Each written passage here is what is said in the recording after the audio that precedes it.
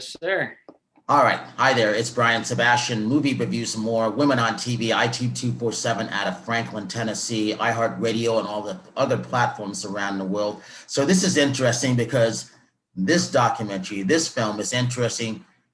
Courtney, tell us who you are and where you're coming from. I'm Courtney Gains. I'm an actor. You've seen me in such movies as no. Where am I? I'm in the Southeast right now. All right. So this film, talk about why this film is very unique. And it's good to see things like this. Yes, it's very unique. And why is this to you as that actor? Well, the reasons it stands out as unique to me may not be the reasons you're referring to, but for me, the things that were unique was, well, number one, we shot it during COVID. That was unique. Number two, it was a very small cast, only 5 characters, which is rare. And it was Emily Skye, the director, was director, producer, and cinematographer, and she did a wonderful job with the cinematography using natural light. You'll see that in the film predominantly. She's very good at it. And also what's unique is that is for an independent film, it came out in less than a year, which is just unheard of. You know, distribution is the toughest nut to crack, and she cracked it. So it was a very, very good experience. Very small cast, very small, tight knit crew. They had done a short of the movie before that did very well, that then got them the funding to do the feature. So they were all like, I came into a thing that was already very established and very tight knit.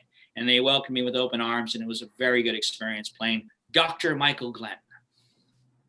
I love this film. To me, it's a niche film. I really love the fact that, you know, she's done everything on it. It's not easy to do. I love the fact that she started during COVID and they were being safe by that. I treasure the fact that she's the editor on this, she's producer of all this, but there's some great iconic scenes in there too. The locations I thought were just brilliant. And that's not easy to do. The locations are really good. She did a very good job with that. And yeah, you know, she's a true auteur filmmaker at this point. And it was really, you know, she was at the point in her career, she'd done a lot of things already, but she needed to get a feature done.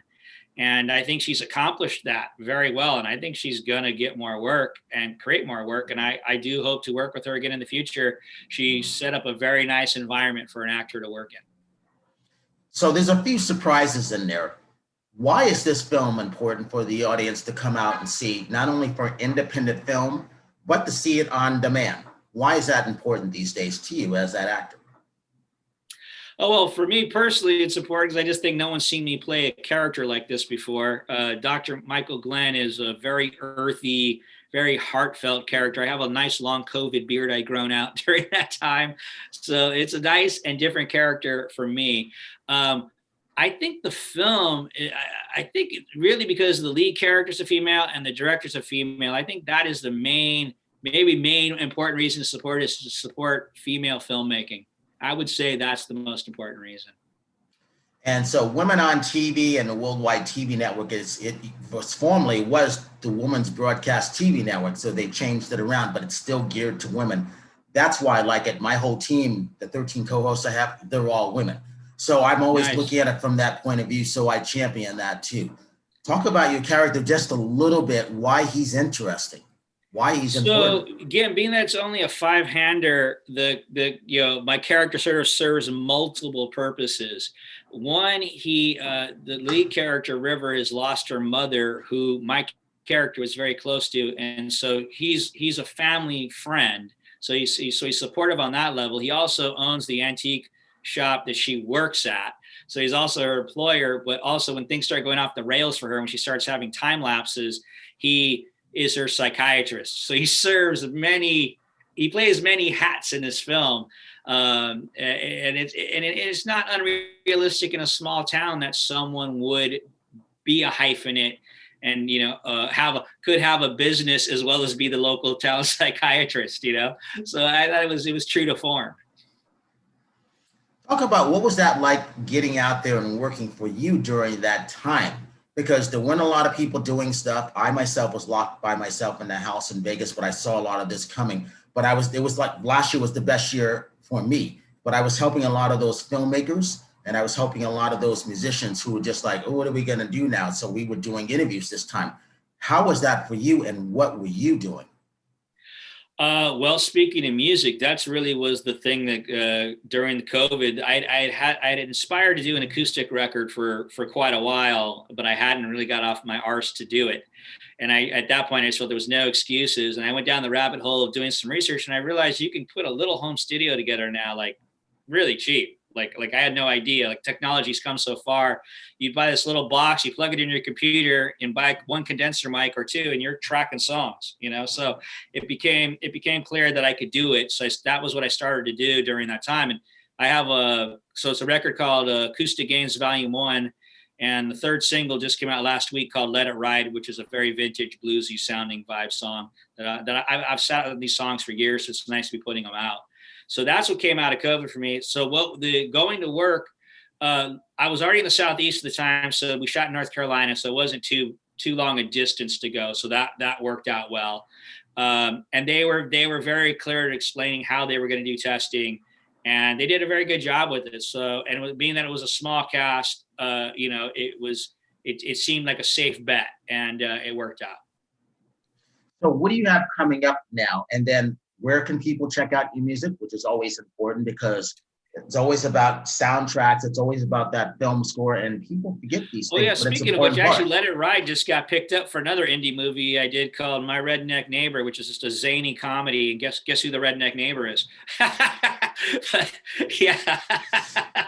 But yeah, that just got picked up actually is for that movie. So that's really cool. I forgot about that. That just happened. You can check my music out on Spotify and Amazon and Deezer and iTunes and even YouTube Music. So it's out there to be found. So yeah, please give me 3 minutes of your time and check it out and see if this actor can do music, because I know that actors get a bad rap when it comes to music sometimes, understandably sometimes.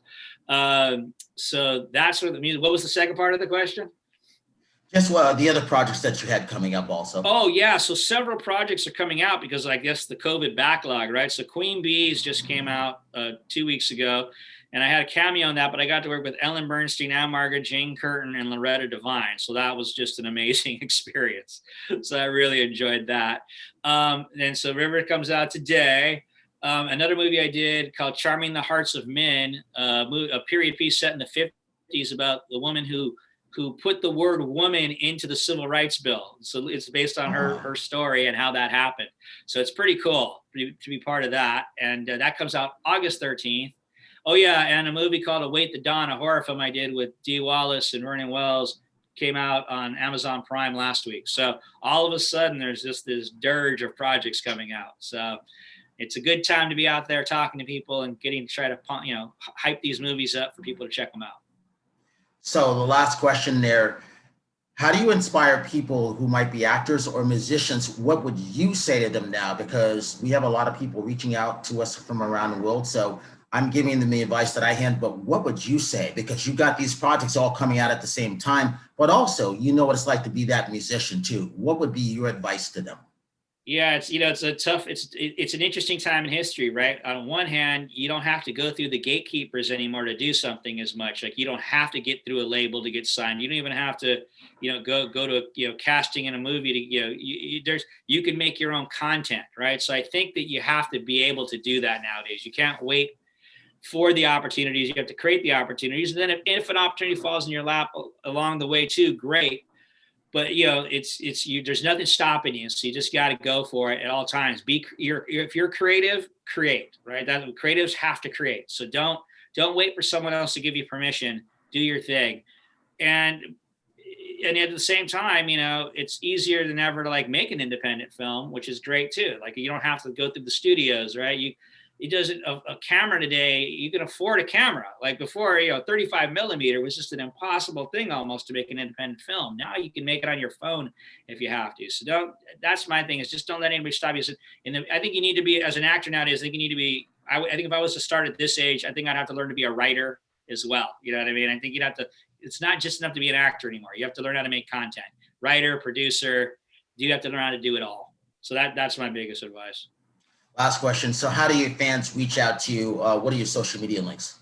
Yeah, sure. The two ways to reach me are on Facebook and Instagram, and they're basically my name. And if there's more than one Facebook, just when you look at my page, you'll see it's mine. I'm the one that has all the current stuff. There's no, they wouldn't have the photos and things I'm able to post. you know. All right, Courtney, thank you for your time. I appreciate that. And like I said, I'll be talking about that, the release tonight, because it's open now. And thank Very you for good. that and continued success. And I'm sure I'll see you in the future on things. Thank you so much. Pleasure talking to you. You too.